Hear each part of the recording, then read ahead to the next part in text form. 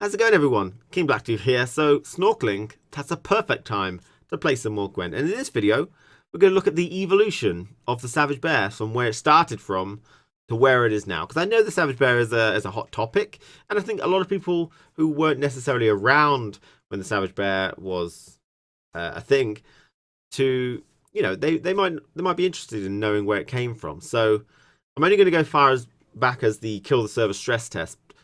Because I wasn't around during the alpha, so I don't know what it was like there. But during the kill the server stress test, the Savage Bear didn't actually exist.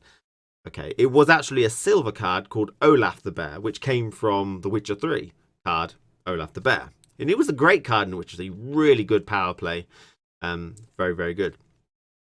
But it was a 9 strength silver card in the kill the server stress test, and it had a unique muster ability. It had like an Arnold Schwarzenegger clasp hand from Predator, and it comboed with it comboed with Vabjorn. Okay, so Olaf the Bear and Vabjorn together. They're 2 silvers. It kind of works like the Crones. You play one from the hand, and the other one comes from the deck or your hand, which was kind of the bad thing back then. They would get played from your hand as well, so you'd lose card advantage. And or you play Vabjorn from your hand, and Olaf the Bear comes from the deck or your hand. So it's kind of like a 2-card muster for 18 strength. So I don't know what happened to Olaf the Bear. The artwork was used for the Savage Bear, and I don't know, he's just sort of gone. I haven't met him in The Witcher 3, and I've been playing that, so I'd like to see him, because I'd like the idea of that named bear, which is like a legend or something, I don't know. It piques my interest, so I'd like to hear more about him. But so Olaf the Bear disappeared, and during the closed beta we got a bronze card called the Savage Bear. So the earliest Savage Bear was a 5 strength bronze card for Skellige, and it goes on the melee row, and it had the Skellige faction ability to go 5, 6, 7 as the rounds progressed. And its ability, you'll be interested to hear, is whenever a non-gold unit appears on the board, wound it by 1. So it's a board wide 1 damage ping to any non-gold unit, your side or the opponent's. And I believe it did hit spawned units, but there weren't really that many. Probably just the prize winning cow. So, it was really not a big deal back then, spawned units. But, it could deny units, but it was very weird back then. Priority wasn't understood. It wasn't too much of an issue. And it was changing the rules depending on whatever card was played. The main one that you wanted to deny was Priscilla. This was a 1 strength silver card that would draw 2 cards and play 2 cards from your deck, which was really powerful. The Savage Bear would kill her off without her activating her ability, which was great. And I think it might have also done the Lubberkin as well. Can't quite remember though where that came in. But it wouldn't do other cards though. Dandelion was a 1 strength silver that had a Commander's Horn attached to him. But it would kill him, but it would always be able to get his Commander's Horn off first. So it was a bit of inconsistency there. And again, you could have many Savage Bears. You could even operate a 4th one for yourself and a 5th one with the opponent. And there wasn't a mulligan back then, so usually he played that as well, which was just crazy, 5 Savage Bears. But, with multiple on the board, you could deny things like Reaver Scouts, Field Medics, stuff like that. And they were able to get their abilities off for some reason rather than actually getting denied. So it was a bit inconsistent. So we've got to talk a little bit about the Axeman when we're talking about the Savage Bear, because they were so closely linked back then. And they probably still quite are, actually. But the Axeman was a 1 strength bronze card with the faction ability as well.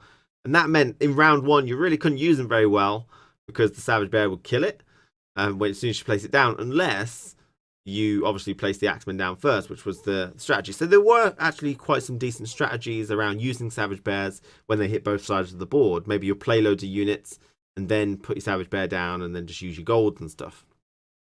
But the Axeman was a 1 strength bronze that went up by 3 strength every time one of your non-golds got wounded. So, you self-wounding. It was really much a self-wounding archetype back then, all about taking damage yourself. And it kind of set up for Warcry a little bit as well.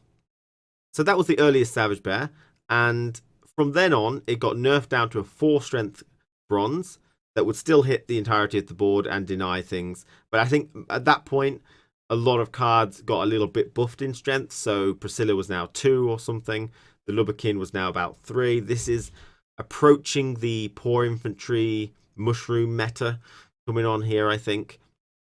And the Axeman will get 2 strength for any wounding now. So they got nerfed in how much they boost down to 2, but they would now get boosted for any wounding that happened on the board. Let me tell you, that did not last long. That was quickly changed because that was absurd. And it, again, only went to when you got wounded. So they went up in 2 strength every time you got wounded. So this Savage Bear was still quite decent, but it was a lot harder to actually deny things now. But you could still do it if you had multiple.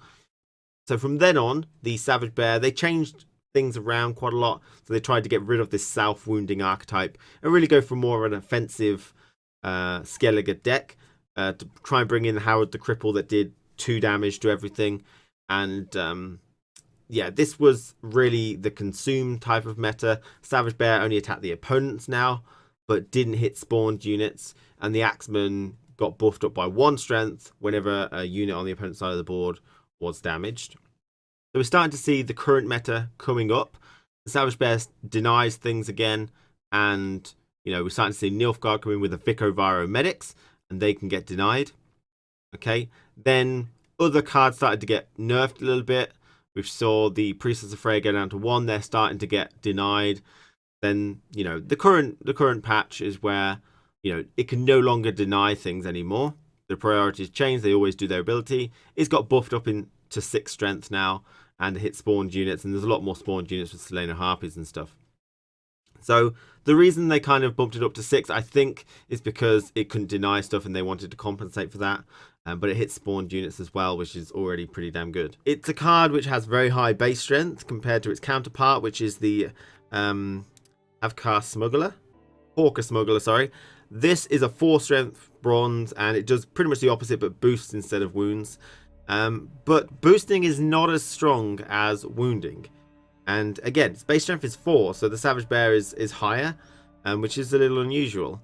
4 can be removed by several things, whereas 6 really can't. And also, apart from its base strength being quite high, its value is crazy good. I mean, you know, they can have several of these down, and the value just triggers a lot of things that allow a lot of their combo cards to work. Axeman, the Drum and Shield Maidens, which is a massive tempo swing itself. Not to mention, it really hurts. It feels really bad, I think. The main reason, I want to just go over 2 points which I've noticed in just the last day. And the first one is with the Woodland Spirit. You play the Woodland Spirit, you get 3 Rabid Wolves, and you probably get 3 Foglets. Well, if there's 1 Savage Bear on the board, which there is always 1 Savage Bear on the board if they're playing Skellige, pretty much now, basically you get 5 strength, 3 1 strength Foglets, and Fog. Well, that's not, it doesn't seem bad, but you lose all your Rabid Wolves, your Foglet gets cut down to half strength. They've got 2 Savage Bears, Foglets just die instantly. And that's generally because Savage Bears hit spawned units, which just feels really, really harsh. Now, I know the Savage Bears hit them afterwards, but again, I played this gold card, and a bronze card has just basically eliminated all its value nearly. It feels really bad, and while it might be generally a decent counter, it still feels very, very bad.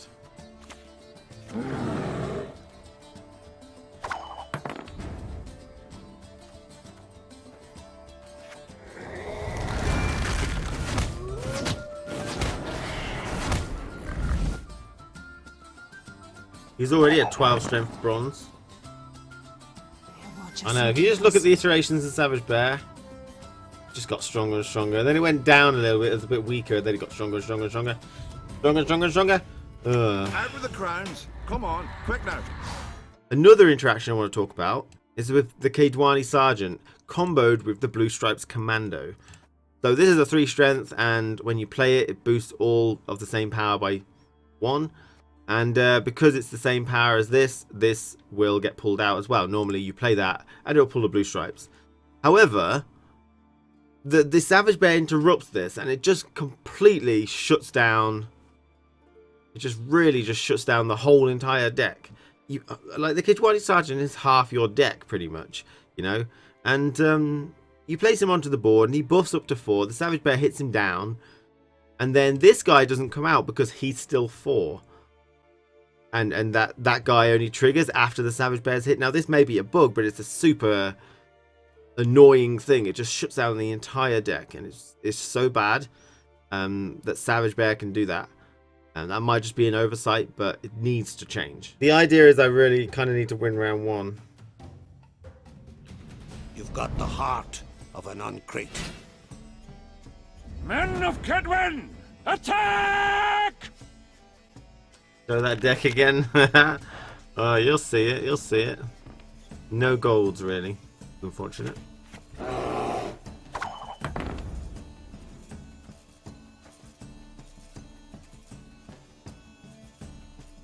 Stand and fight!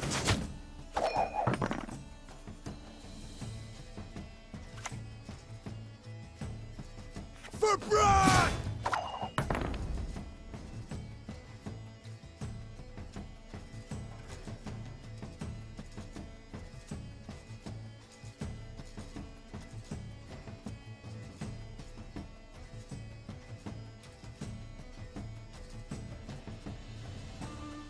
So none of these work because he's got a Stand Savage and Bear. fight. That's basically what you're telling me.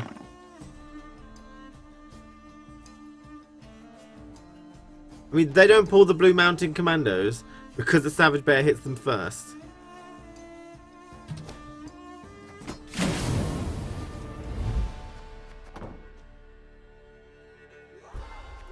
Suddenly, Northern Realms is the shittest. Everyone's running Savage Bears, this just deck can't work. It's basically what you're telling me. This deck is